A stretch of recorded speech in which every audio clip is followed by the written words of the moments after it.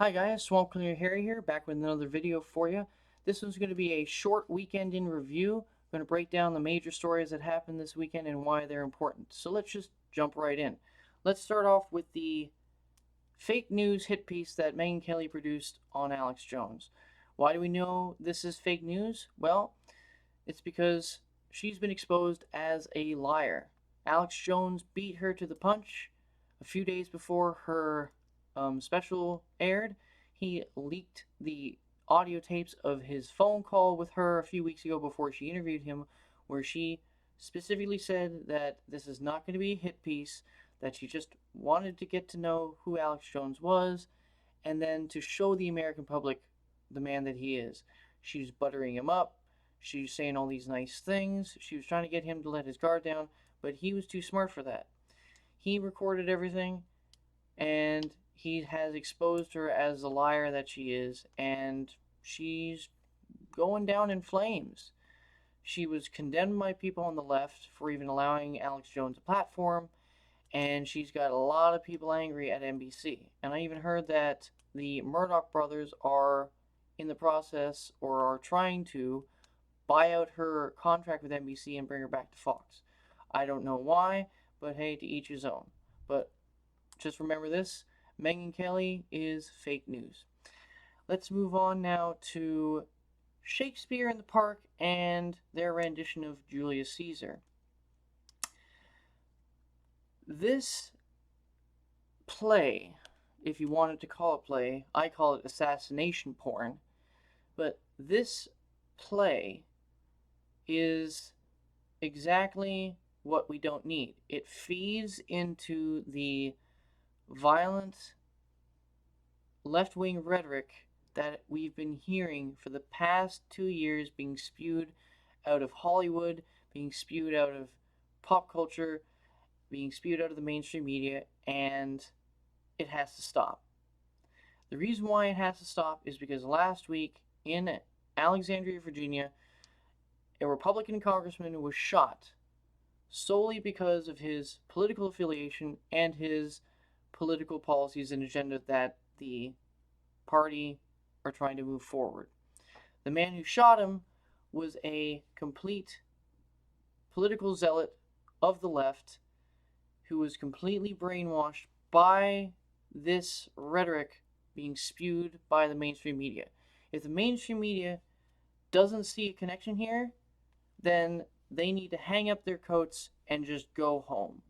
They have no business to try to treat this as anything more than a direct causation, a direct linked act from what they've been spewing. They need to be held accountable. And then you have people on the right condemning the act of standing up and denouncing this rhetoric, such as when Jack Posobiec and Laura Loomer stormed the stage at Shakespeare in the Park. They did so because they know that this will just cause more violence and more attacks if this rhetoric is not silenced. I'm not talking about silencing free speech, but when it comes to you pushing a rhetoric, you pushing a narrative that is very violent, very divisive, if something bad happens, you need to be held accountable. My position on this changed. A few weeks ago, when Kathy Griffin was holding up the bloody severed head of Donald Trump, I was disgusted. I didn't like it either. I disavowed it on Twitter. I spoke up. But that was before a real life shooting took place based on this rhetoric and this narrative. So my position changed. We need to step up and actually act. And I'm not talking about violently. I'm talking about exactly what Jack and Laura did by standing up, denouncing it, and interrupting, like, being a fly in the ointment, getting in the way, being annoying, because that is, sad to say, a tactic of the left, but it's time for a dose of their own medicine.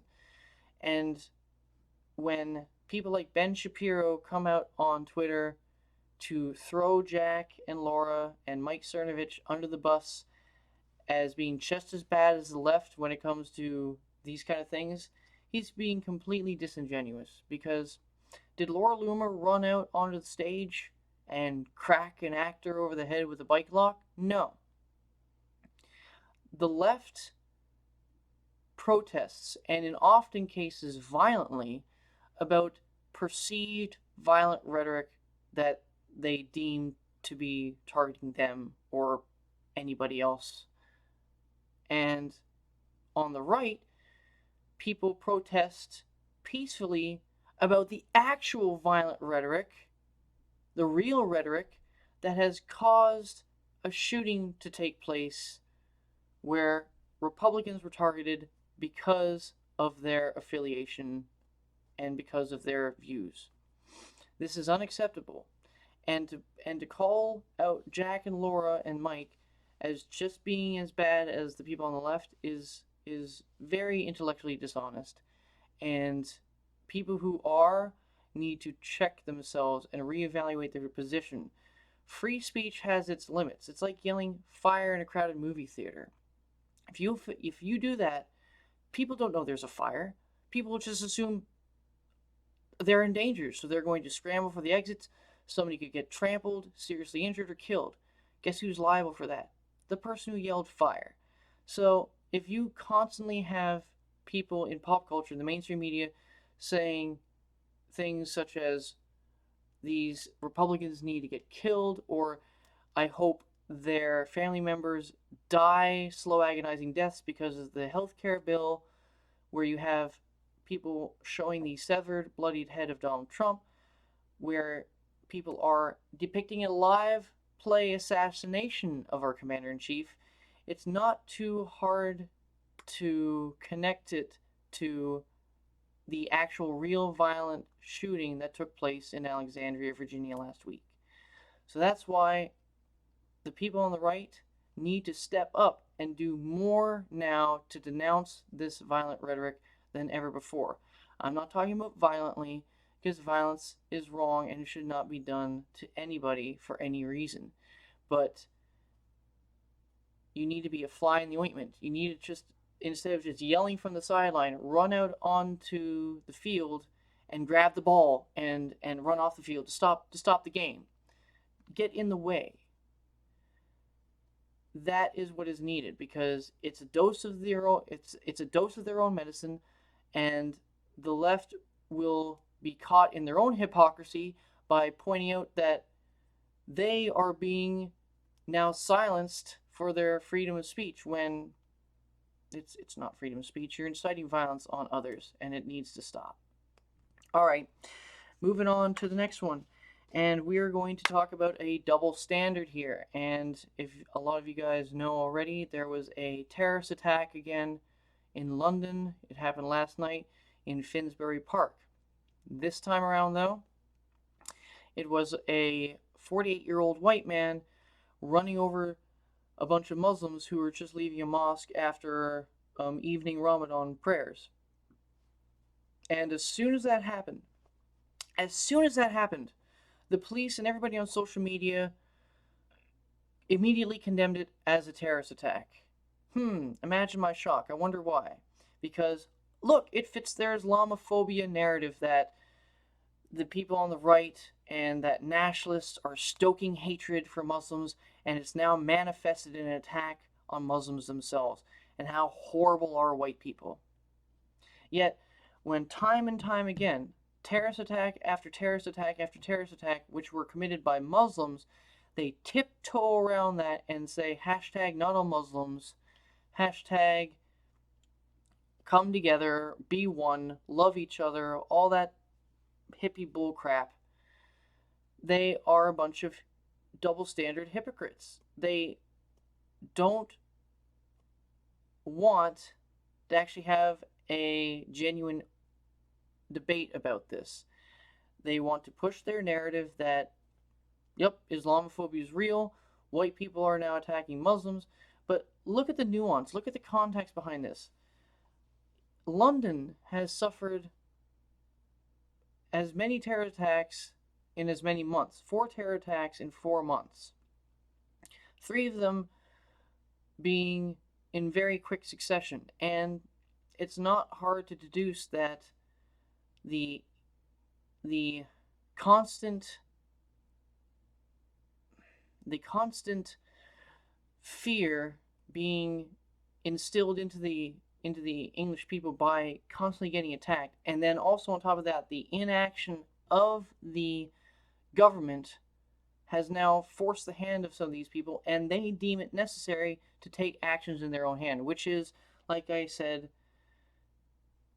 it's not good. It's going to descend into chaos if things aren't done. If things aren't done to address the real issues. And this isn't a give and take back and forth where it's going to be Muslim attack, English person attacks back. We don't want that. We can't have that. And we have to stop being cognitively dissident about what the real problem is, and go and find the source, the stem of this. Why did this guy attack these people? Because he's seen his countrymen repeatedly attacked by Muslims. So he even said, "I've done my bit. I want to kill Muslims." He's done his bit. That first part is very important. He says he feels like he's done his duty to fight back. That's my interpretation of that. So everybody who's coming out and throwing all white people now under the bus, because I'm seeing this on Twitter. One person even tweeted, and I've seen a lot of it because it was screen capped side to side.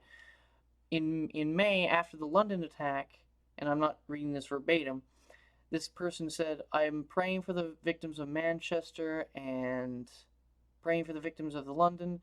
We need to come together and love each other. We can't blame a certain group of people for what's happened." He's talking about Muslims. They are tiptoeing around Islam, and they never mentioned it. The same person then, last night, came out and stated, "This is a terrorist attack. This is a white terrorist attack. We need to come out and talk about this and not be shy about the problem."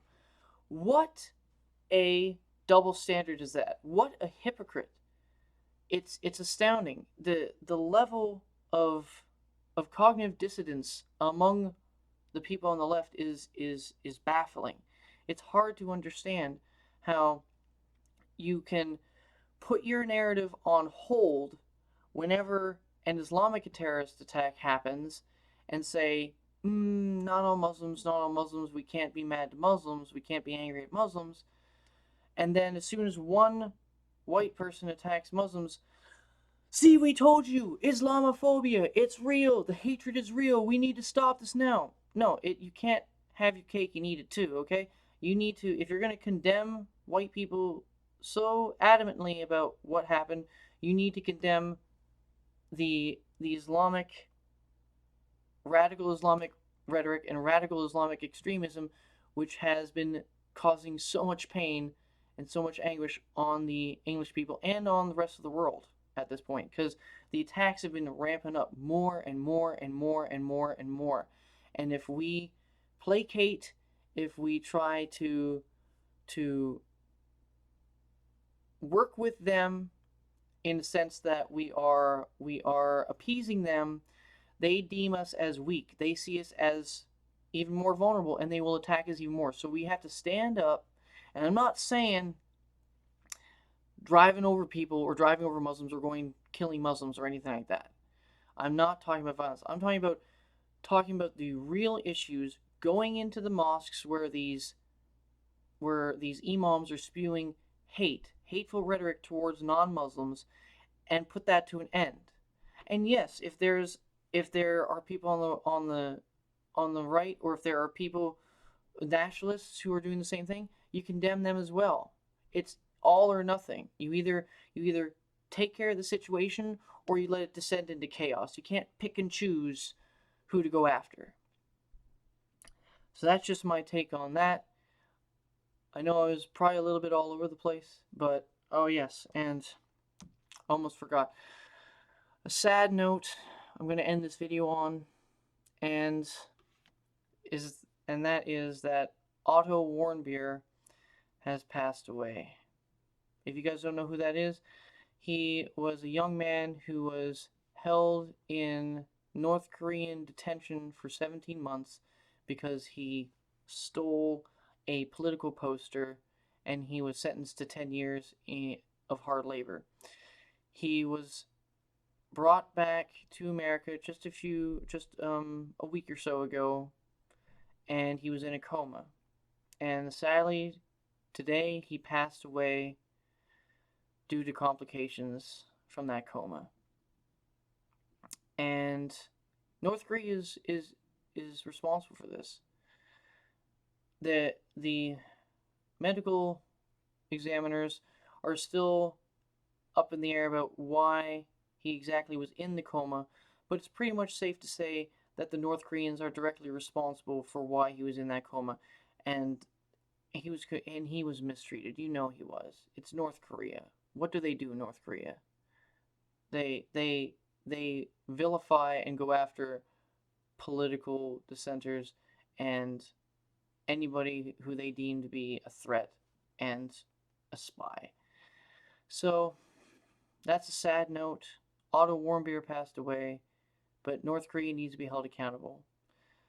Actually, and if you want to go a little bit more, the Obama administration needs to be held accountable because for the majority of his time in North Korea, it was Obama's administration, and he sat around and did nothing to help him.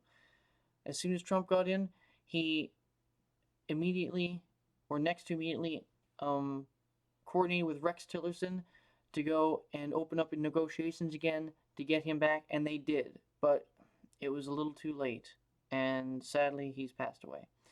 So, I'm going to end that video here, guys, and let's make America great again, even though it's been a crazy weekend.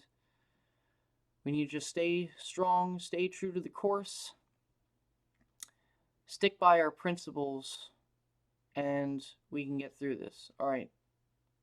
See you guys.